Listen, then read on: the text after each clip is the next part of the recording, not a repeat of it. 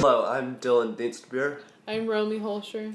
I'm Reese Frazier. And I'm Anika Claire, and we're going to be talking about teenage conformity and rebellion in Marin. And we're all going to share stories, personal stories that we have that relate to our theme. I have a story about conformity and rebellion. Over the summer between 8th and 9th grade, 3 of my close friends were caught smoking weed. They had decided to do it for fun and to purely have a good time. They had prepared a sleepover in a perfect place to sleep where they had hoped they wouldn't have any contact with parents. It had all gone along fine until one of them got sick and they had to confess to what they did. Now their night of fun had turned into one of the worst nights of their life, with looming consequences in the foreseeable future. What they didn't realize is that what they were doing was a form of rebellion. But because they were going against the law, they were doing something illegal. No parent wants their child to do something illegal, even if it doesn't affect others. It still impairs your own judgment, makes you stupider, and can get you sick. It's also something that their parents had strictly warned them not to do, and threatened them of the consequences that they would face. Okay, Dylan, how did this affect you? This affected me because my parents got more strict because they thought I smoked weed, or I had smoked weed. So it affected your relationship with them, and did they think they didn't think differently of you, did they? They did. They thought for a while that maybe if I was there, I would have done it with them.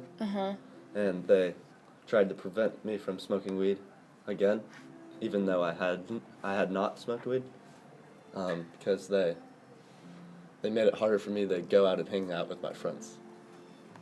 How did it affect your friends?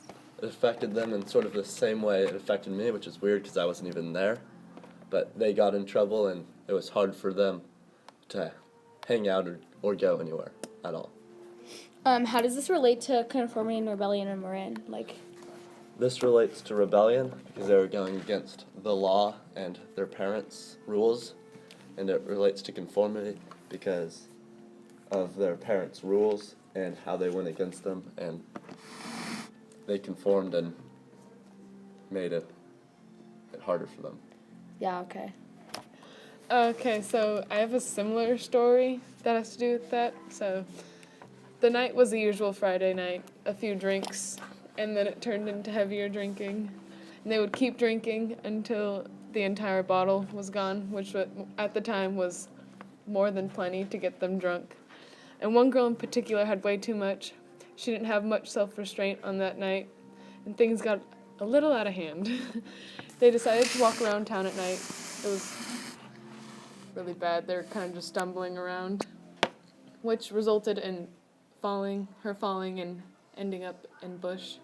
And her friends would try to help her, but their efforts were pointless because all of them were just kind of a mess at the time. And a little later in the night, they were walking and happened to run into a couple policemen. And some had left before they met, but this particular girl, she had failed to evade them. She ended up in huge trouble, and she was grounded for a really long time, and she ended up with alcohol poisoning that night. But I don't know why she had let herself get so bad that night, but she hasn't made the same mistake, and she won't let herself do it again. So...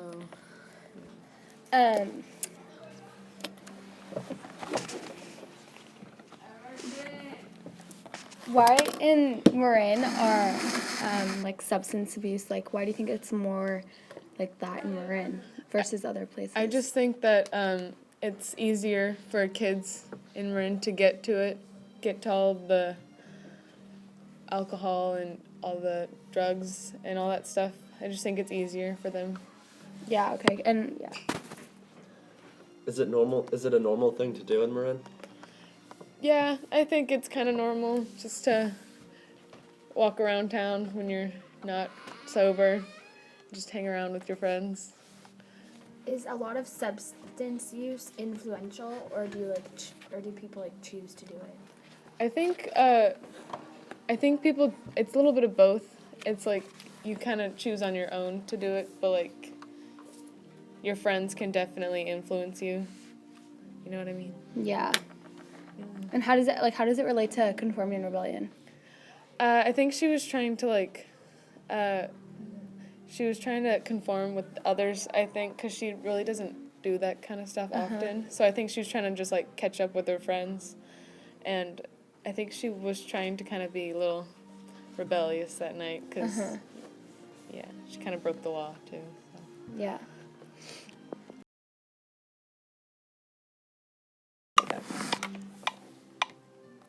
My story is a little bit different than those, but yeah. One night, my friend Holly and I decided to sneak out of our house to go meet some of our friends. It wasn't that late. It was like 10 or 11. It was super fun, and we went to the gas station, and this guy told us that we were too young to be out so late. And we didn't think much of it, but when we separated from the boys and walked on our own, a car started following us, and Holly grabbed my hand and said that we should, on 3, sprint as fast as we could back up our street and go the back way to her house. And so when we did that, the car also turned around and followed us more. But since there's a little path that cars can't go down when you go the back ways, we got away from it. But it definitely like taught me the lesson to ask before we go anywhere, and like make sure your parents know where you are, so that if something does happen, then you can be safe. Is there a reason that you didn't ask? Or Yeah, because her parents are kind of strict, and we knew that they wouldn't say that it was okay to go out that late. Would the situation be different if you were somewhere other than in Marin? So, like, not, like, an example is, like, not as safe a place, like, somewhere, less, like...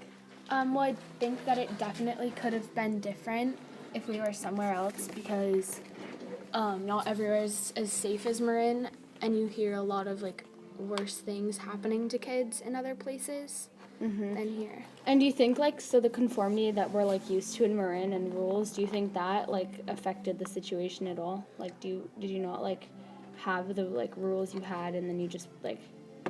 Well, I think that maybe if the rules were different, we would have asked, and our parents would have known where we were. Or maybe if we would have asked, they would have said no and, like, monitored so that we didn't sneak out, and then none of that would have even happened. Would you do it again? Probably not as late as we did. Maybe if we did do it, stick in a bigger group. Okay, I actually have a similar story that relates to yours, but... So it was, like, New Year's Eve, and me and 4 of my friends were out, and where we weren't out, we were at my house, and we really were bored and wanted something to do, and so we decided to go down to the elementary school that was, like, a minute walk from my house, and, we weren't really doing anything. We were all, like, just hanging out and, like, sitting and talking and stuff, and it was pretty late, and, like, all of a sudden, and my parents weren't, like, wanting us to go out the most. Like, they were, like, kind of like, it's, like, not the best idea because it's pretty late and New Year's Eve and stuff, and they just wanted us to, like, stay safe at our house or whatever, and we were just sitting down by the swing set, and then 3 men walked into, like, the area, and they were, like, clearly drunk and, like, saying words and slurring them and, like, being really loud and obnoxious, and they started coming towards us, and so we just, like, decided to remove ourselves from the situation and get up and start walking away casually.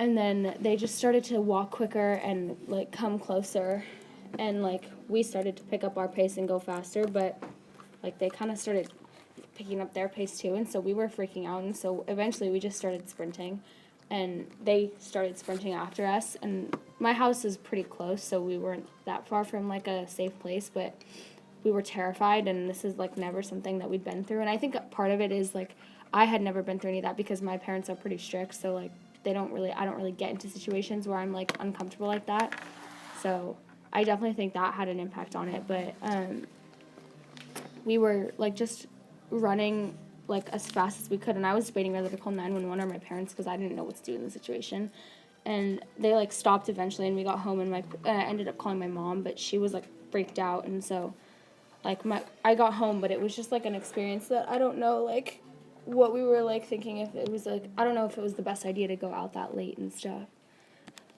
Why didn't your mom want you to go out? Because I think it was New Year's Eve, and it was late, and, like, she probably knew that it was just not the best idea for maybe her experience or whatever, but it was late, and we weren't going to be at home and we weren't going to have like an adult with us, and she just didn't think it was the best idea. Should you have listened to her? I mean, no, not really, because it's like she let me go out, but it didn't like, I mean, I know we got in a bad situation, but it wasn't like, it's like I learned from it, you know? Yeah. Would you do this again after having that experience? I did